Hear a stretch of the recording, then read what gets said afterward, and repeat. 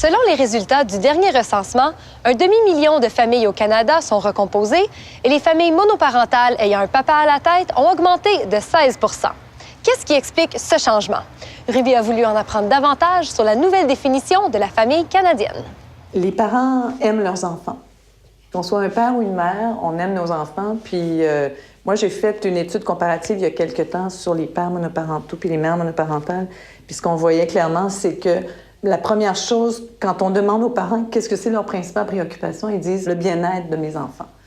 Et ça, c'est vrai pour peu importe le sexe du parent.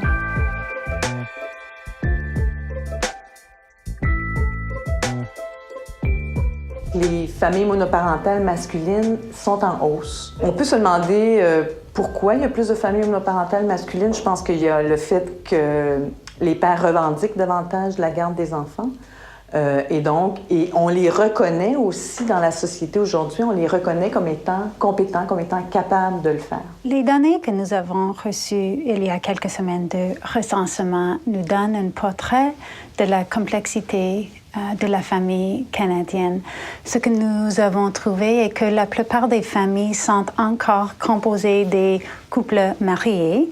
Nous avons vu un haussement dans le nombre de familles monoparentales et surtout chez les hommes. Alors, nous avons maintenant plus de pères qui sont le chef de la maison avec les jeunes.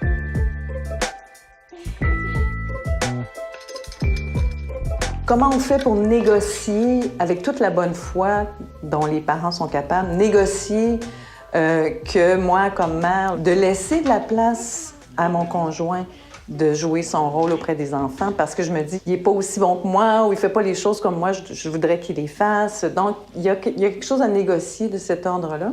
Et de la même façon, pour les pères, de prendre leur place auprès des enfants, de prendre leur place auprès des écoles, dans les services, à la garderie, par exemple, de dire, moi, j'ai autant d'importance dans la vie de mon enfant que la mère.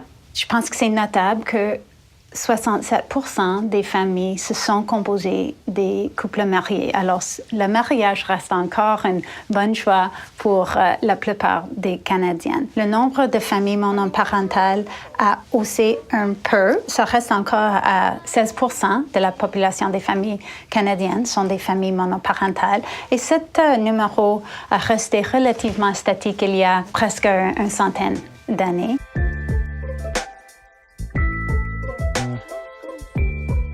Il va falloir qu'il y ait des services qui soient présents pour ces familles-là. Pour moi, peu importe les constellations de familles et les formes qu'elles prendront, je pense que l'idée que les femmes travaillent, les hommes travaillent et dans des rythmes qui sont vraiment rapides aussi, la conciliation travail-famille est quand même un problème important qui risque pas de disparaître.